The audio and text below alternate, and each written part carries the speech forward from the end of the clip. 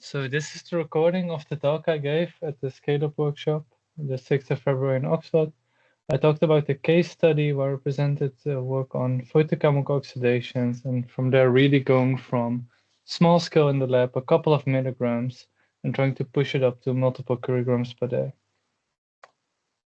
A bit about myself: I studied chemical engineering and chemistry, my bachelor's and my master's, both of them at Eindhoven University of Technology.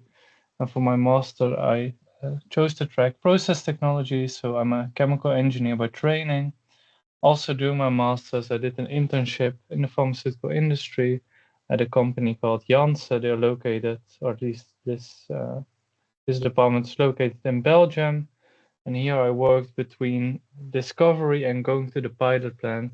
So really translating conditions from lab scale to make them more suitable for scale up, basically.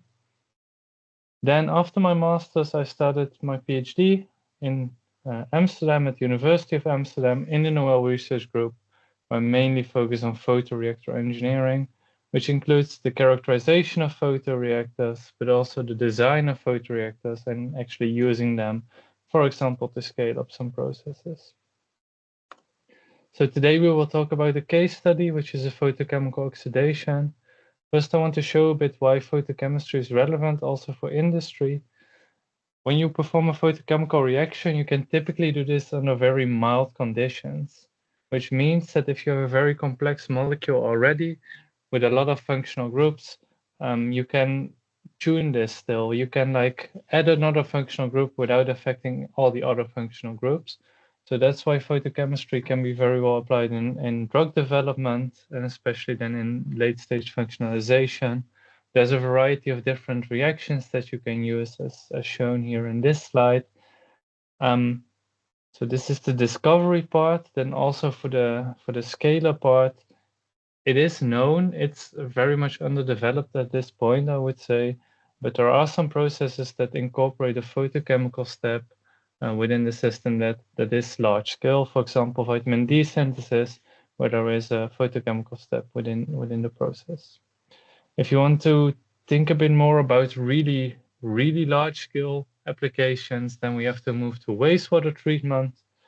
So for wastewater treatment, with a photocatalyst, you can actually degrade polluants in water. And in that case, what you typically get is something like here on the bottom left. You have a sort of a mirror that collects the light, it directs us to the photocatalyst, and then you flow your water over the photocatalyst, and this then interacts with the polluants in the water, and you get clean water out of there. So this is really more the very large scale application of photochemistry. If we zoom in a bit more on the fundamentals, we will very quickly see it deviates from thermochemistry, and this also brings some challenges in scaling up photochemistry. In photochemistry, I mean, it's already a bit in the name. We use light as a reagent, and in this sense, we have to step away a bit from seeing light as additional energy input. We have to see light really as a particle where one photon can interact with one molecule. And if you have a photocatalyst, the photocatalyst can absorb light. It can become an excited photocatalyst, which can then engage with the reagents to form the desired product that you're interested in. So in this case, really, we have one photon, one photocatalyst molecule, and then out of that, we get one excited photocatalyst. So for scale-up of photochemistry, this brings additional considerations, at least. If you want to scale normal thermochemistry, a famous or well-used technique is to increase the dimensions of your reactor, which of course has its own disadvantages and challenges along the way.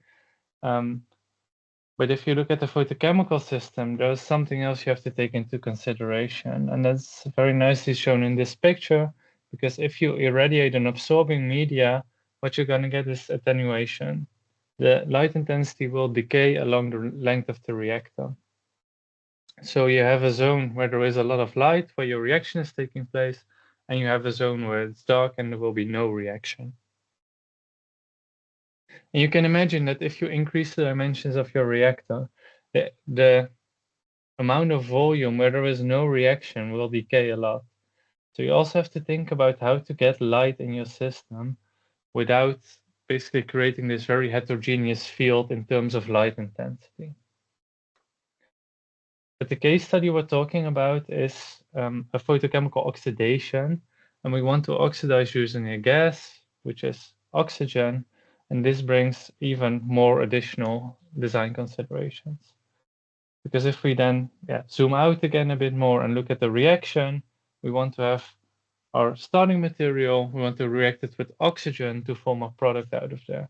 But oxygen is coming from a gas, which means it's in a gas phase. It needs to go from the gas inside the solution to react with the starting material and eventually form the product. It can be that this step, like really getting the oxygen out of the gas in the solution, is very slow and it limits your reaction. And this rate is partially dictated by the amount of contact area that you have between your gas and your liquid. And if you want to scale this in a batch reactor, what you're going to get is you can bubble it in, but mostly you will get a headspace filled with your gas and then the liquid underneath, and then the contact area is dictated by the contact between these two. Basically, again, if you scale up, the contact area changes unfavorably with the volume. So this is something else to take into consideration. Well, luckily, I would say for both, there is a very well-known solution, which is flow chemistry. So for flow chemistry, instead of doing your reaction in a large vessel, you basically flow your reagents through a smaller tube, and then you collect your product at the outlet. The benefit in terms of this light problem we had is that in this case, we can very well illuminate or irradiate a small volume fraction of our reactor. We can get the reaction in this tube and then collect our product at the outlet. So we don't have this very large dark zone anymore because we basically limited the size of our reactor. Then in terms of gas-liquid contact, if you feed a gas and liquid together under well-defined conditions, what you can get is segmented flow. This is also shown in the image over here. So basically you get a small segment of your gas followed by a small segment of your liquid, and this alternates in a very reproducible way. And this gives rise to a very large contact area between your gas and your liquid. Well, other than that, miniaturization also has the benefit of very good mass and heat transfer, and your reactor has a relatively small footprint, so you can carry out your reaction in a relatively small device, which are also additional benefits. So now let's zoom in a bit in the model reaction we investigated. It's the oxidation of alpha-terpenine to form escaridol. Escaridol is a natural compound being used for treatment of some diseases, but also as anti-malarial agent. And then the reactions below basically show a bunch of side reactions that can take place, which then again challenges the scale up even more. You can get bi and side product formation if you don't match the rates within the system well. Of course, you also need to think about the supply of the gas, as I mentioned before, and the supply of the light in the system to get a successful scale up for this particular case study. So how we started off this case study is, basically in the lab. So we run experiments in a test tube. It's a small scale. Also, in a sense, it's nice because you can get an idea on how fast your reactivity is, and it gives you a chance to really get used to it and get an idea on how to analyze it properly without wasting a lot of material and energy. So what we see in this graph is the conversion, so the amount of product we convert, the yield, the amount of conversion, the amount of starting material we convert. The yield is the amount of product we form, and then the selectivity as a measure of how much that we convert actually ends up in being our product. So what we see over here is that over time the conversion goes to 1, which means all starting material is converted, but the product stays at 50% more or less. So 50% of our starting material also reacts to something else. We get one of these other reactions that we saw before. Well, most likely what's going on over here, why we don't get full product formation, is that we have a mismatch in time scales. And this happens if you have multiple steps that need to happen after each other, and one of them is way slower than the others, for example. And you can compare this very well with pouring some liquid down several funnels. If you have a very small funnel, the liquid will pile up in this funnel, and the rate is basically dictated by how fast it can go through this small funnel. And for this particular case, you can compare it. If it's stuck in the funnel, it can also react to something else, so you actually lose it. So it's not only slowing down your reactivity, but you actually are getting less product out of there also. So if we use this analogy in our test case, we can simplify the chemistry a bit. We can have a look at the starting material. We have to have oxygen in there. So the oxygen is supplied from the gas, so it needs to travel from the gas in the solution before it can react. Then we have a photocatalyst. The photocatalyst gets excited by light and then reacts with the oxygen, and eventually in this way we can form the product. So if we cut it down in 3 steps, one of them is the mass transport of the oxygen from the gas to the solution. The other one, well, let's name it light supply, the amount of light we get in there, so we can form more or less active catalyst based on how much light we put in there. And then we have the real conformational change of the molecule itself. So we can name that intrinsic kinetics of this reaction. So what we need to do now is we need to pinpoint the slowest step in the system so we can increase the rate there and to see what effect it has on the overall reaction rate. The idea was in this case that the mass transfer, so the supply of the oxygen from the gas inside the solution, was the limiting step. To tackle this, we moved from a batch reactor to a capillary reactor, and we got this segmented flow regime, so we could increase the mass transfer quite a lot. We tried to keep the light intensity in this case more or less equal, and really focus on getting about a better mass transport. And if we look at a similar graph over here, we will see that the yield and the selectivity go up to more or less 70% after 60 seconds. So the dotted line is the 50% we got in batch. So we see we actually already managed to improve our results. So we have an enhanced productivity rising from the increase in rate, but also the increase in selectivity of our system. And this gives us actually very valuable information, because now we know that in this case, the mass transfer was limiting. So this step of getting the oxygen out of the gas and putting it in solution is the slowest step. So if we want to increase the reactivity even further, we can play around a bit with that. And to do so, we collaborated with another group in Eindhoven, which is the Van der Schaaf group, and they basically specialize in these high-shear reactors. So in this case, it was not as easy anymore as getting some plastic tubing and making a capillary reactor. Really had to approach this from a reactor engineering point of view and see how we can enhance the mass transport even further. So this reactor has a it has a disk that can rotate very fast, and the disk is basically a small distance away from a window. Then your liquid is between the disk and the window, and the liquid at the disk wants to move with the disk, whereas the liquid at the window wants to stay still because the window is also standing still. And what you get here is very fast moving liquid at the bottom, very slow moving liquid at the top, and it's basically pulling apart the liquid between them. So if you have a gas bubble, this high shear can break the gas bubbles quite efficiently. So you also see this in these videos. If you have a low rotation speed, you have relatively large bubbles, and if you keep on increasing the rotation speed, you get more of these shear forces. You break up your bubble and you get way smaller bubbles. And if you get way smaller bubbles, you increase the contacting area between the gas and the liquid, and by doing so, you can speed up the mass transfer of the gas going inside the solution.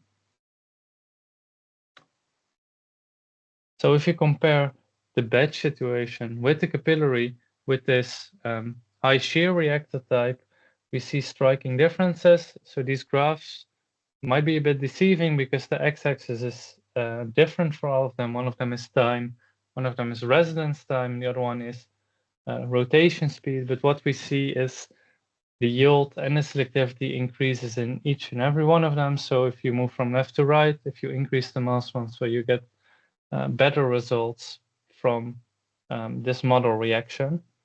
And if we zoom in a bit on the graph for the spinning disk reactor, we see this trend at low rotation speed, that if we increase the rotation speed, the conversion, the yield, and the selectivity go up. So this is the regime basically where with increasing rotation speed, we increase the mass transfer, and then we can increase the reaction rate still. But at some point it levels out. So now it's close to 1, so full conversion where we achieve full selectivity, but we also saw this trend for lower conversions. So this means that there is no dependency anymore on the mass transfer. So if we compare this again with the funnels, we made our smallest funnel basically big enough that another funnel becomes the smallest one. So we can increase the size even further if we want, but it's not going to help our reactivity anymore. So you might argue, is it worth it to put in all this effort, this additional mixing to basically achieve or improve the yield and the selectivity of this reaction? Can we not just be happy with 50%? Because if we have to put in a lot of resources to get to 100, is that worth it? Well, to tackle this, we compared the productivity of the product per kilojoule of energy that's been put in there. And there we see that if we compare batch, the capillary reactor and the high shear reactor, which is the one all the way on the right in this graph, that it is indeed actually worth it to put in the extra energy to stir the system very well and then end up with a higher productivity. So these are the lessons that we learned from the first part of these experiments. Kinetic data cannot necessarily be compared across reactors because you will have different properties, different regimes, different limitations in each reactor. And we saw for this particular reactivity that we can push the reaction by increasing mass transfer rates, at least until a certain point where something else becomes limiting. And we achieved this by using reactor engineering, applying these high shear reactors, so we can still use a small footprint reactor to perform this chemistry. And the extra energy we put in there with this stirring to create these high shear conditions, they actually do pay off because the amount of product that we make per energy we put in there also increases. And as I mentioned, at higher mass transfer rates, other factors become limiting. So what if we want to push it even further? So if we remember from a few slides ago, we had these 3 steps. We had the mass transport of the oxygen from the gas to the solution. We had the light supply and we had the intrinsic kinetics. What we saw, the mass transport is not limiting anymore. The kinetics, there's not an awful lot we can do about that. You can play around a bit with temperature to tune it, but in this case, we decided to focus on the light supply. We had an idea this would be limiting in this case, so we tried to push it even further. There are several ways to play around with light supply. One of them is to put multiple lights on the reactor or to use a more powerful light source. And for this project, we chose to do the second one. So here we collaborated with this company in the Netherlands called Signify, and they made this custom light source for us. So by using a custom light source, it's very nice. You can really tune it to your reactor to minimize the losses of photons that you get. So you can really make it very tightly fitting on the window that you have, so you don't lose photons to the surroundings, for example. And also you can get a very homogeneous irradiation within your system. Of course, in this case, if we increase the power, so this is the optical output power, so the actual light you get out of there, you also increase the amount of heat that is produced within the system. So for our previous light source, we could just put it above our reactor, and natural convection was basically enough with some heat sinks to cool it down.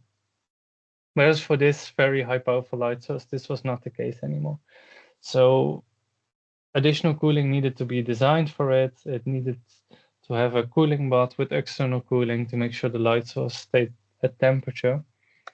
And this is also an important aspect of scaling up, because if you work with larger volumes, with more intense conditions, it can also mean that things can go wrong more easily. In this case, we work with organic solvent, we work with oxygen, and of course, there is then this heat generation within the system, which can lead very rapidly to unsafe situations. So it's also important to make sure that you always operate in a safe way.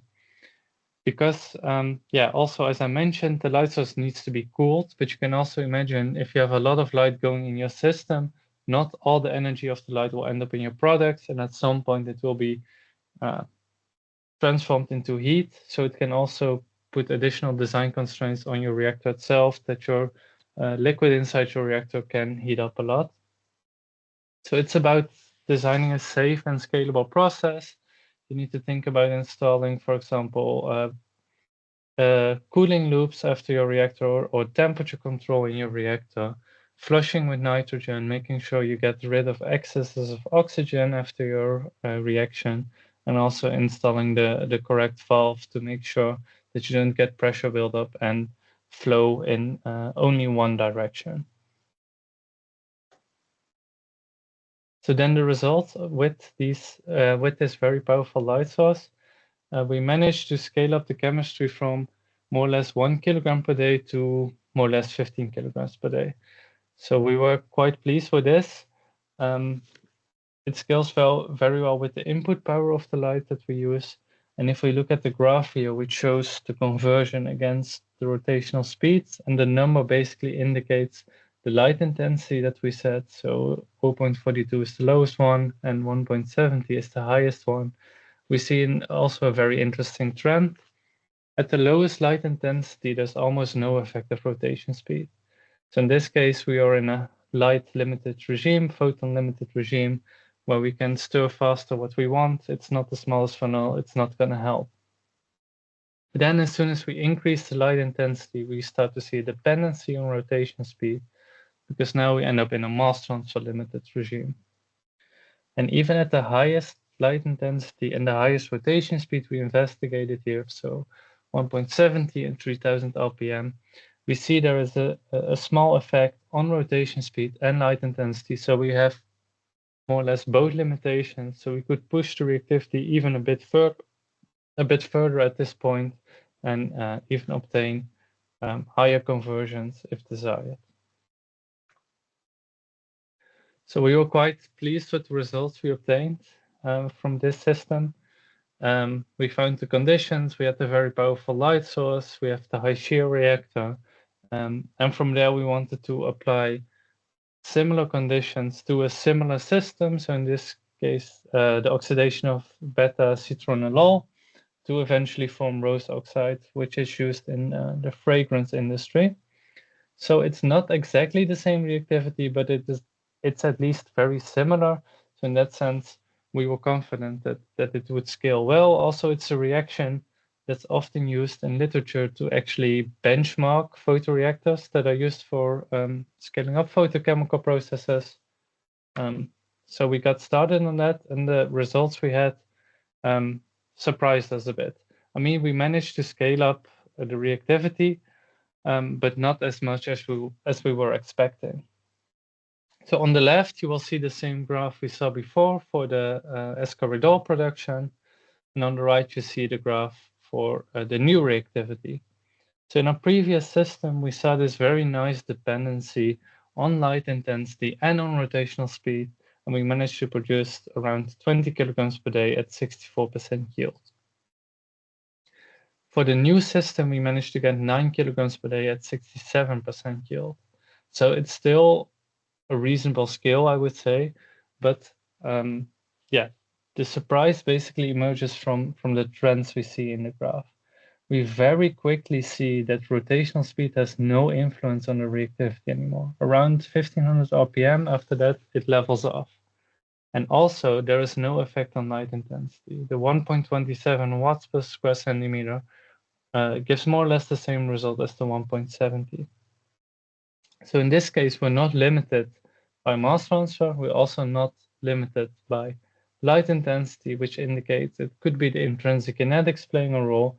And then we need to take a few steps back and reconsider the whole process that we did. So in that sense, our conditions are not as well transferable as we were hoping in this case. And yeah, this also brings me basically to almost the end, but also to some considerations. For each reactivity, you basically need to have an idea on what is going on in your system. Which step is limiting? How can I push this step and in that sense increase my productivity? So my personal view on this is that it's very nice that if you can collect data on a small scale, so you don't waste a lot of material and energy, but at least you get an idea on the time scales of the different steps within your system. And based on that, you can get an idea on what's important and how you should select or design your reactor, and so dictate a successful or either unsuccessful scale up if other things come into play.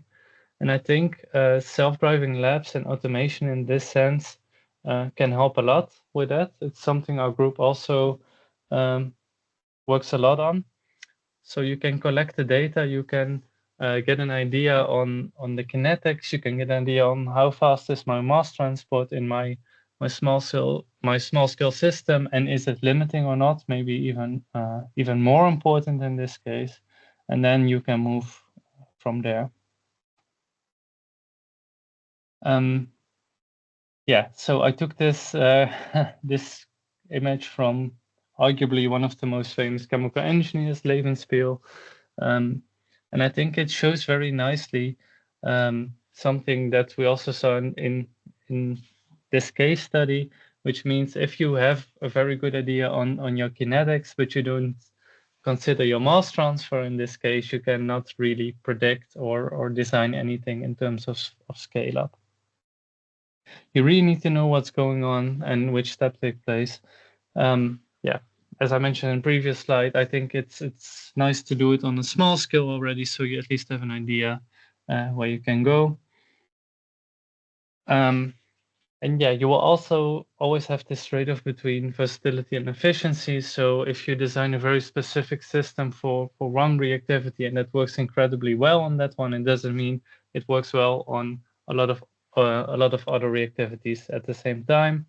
But you can balance it a bit, maybe to find something in between that works reasonably well for both. But then yeah, you lose the very high performance on one of them.